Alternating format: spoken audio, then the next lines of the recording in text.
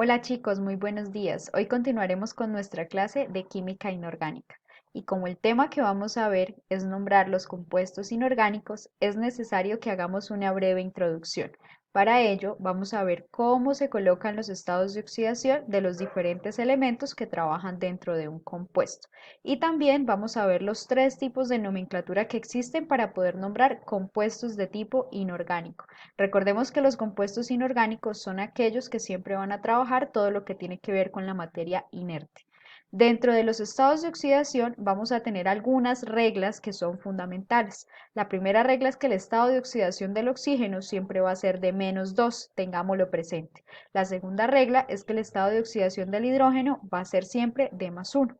Y finalmente, los elementos que no están acompañados son iones libres.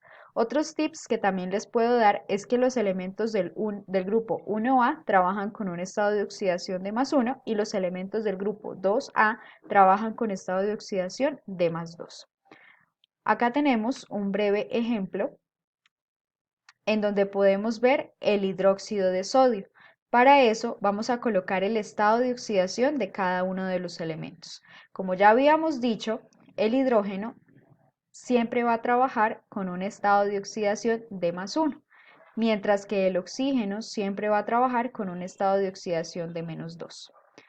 En el momento en el que nosotros hacemos el cálculo y decimos -2 más 1 equivale a -1, ya sabemos que ese será el estado de oxidación equivalente para ese grupo OH. Es decir, que como nuestras cargas positivas y nuestras cargas negativas deben ser siempre iguales, el sodio va a trabajar con un estado de oxidación de +1. Pero recordemos el tip que ya les había dado. El estado de oxidación de los elementos del grupo 1A siempre va a ser +1. Por eso, en el segundo ejemplo tenemos que el cloro trabaja con un estado de oxidación de -1 porque son halógenos. Los halógenos son los únicos elementos que trabajan con estados de oxidación de tipo negativo y el sodio, por ser del grupo 1A, trabaja con un estado de oxidación de +1. Acá tenemos otro ejemplo como es el agua, donde el oxígeno tiene un estado de oxidación de -2. Y un tip que les puedo dar acá también es que como el hidrógeno ya no está de una forma monoatómica, es decir, que hay un solo átomo, sino que son dos átomos, debemos dividir las cargas. Es decir, que si el oxígeno está trabajando con -2, el hidrógeno se debe dividir ese +2 en el número de átomos que hay. Por eso el hidrógeno trabaja con un estado de oxidación de +1. ¿Listo? Por acá tenemos algunos ejemplos, como es el caso del monóxido de carbono, como es el caso del ácido clorhídrico y otros ejemplos más. Por acá colocamos los estados de oxidación. Entonces recordemos siempre que el oxígeno va a trabajar con un estado de oxidación de -2. Si en el primer caso está trabajando el oxígeno con -2 y tiene dos átomos de oxígeno, quiere decir que las cargas negativas van a ser iguales a -4. Es decir, que como el carbono está trabajando con un estado de oxidación de +2 o +4, en este ejercicio su estado de oxidación sería +4, para que tanto las cargas positivas con las cargas negativas sean exactamente iguales. En el segundo ejercicio, como ya les había dicho, todos los halógenos tienen un estado de oxidación de -1. El cloro, en este caso, tiene un estado de oxidación de -1, es así que el hidrógeno va a trabajar con +1, de igual forma para poder igualar las cargas. ¿Listo? Estos dos ejercicios que están ahí se los dejo de tarea para que ustedes puedan analizarlos. Ahora vamos a empezar a hablar los tres tipos de nomenclatura con las que podemos nombrar los compuestos inorgánicos, como son la nomenclatura tradicional, la nomenclatura stock y la nomenclatura sistemática. En este caso, para poder trabajar lo que es la nomenclatura tradicional y la nomenclatura stock, es necesario conocer los estados de oxidación de los elementos, mientras que la nomenclatura sistemática necesitamos conocer son el número de átomos que tenemos de cada uno de esos elementos. Vamos a empezar a revisar cada una de estas nomenclaturas. Como primero, tenemos la nomenclatura tradicional. La nomenclatura tradicional se basa en nombrar según unos prefijos y unos sufijos según el estado de oxidación con el que está trabajando el elemento. Entonces, ¿qué sucede?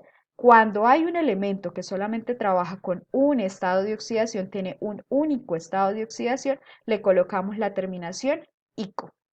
Pero si tenemos un elemento que tiene dos estados de oxidación, al estado de oxidación menor al más pequeño le colocamos la terminación OS, mientras que al mientras que al estado de oxidación, que es el más grande, le colocamos la terminación ico.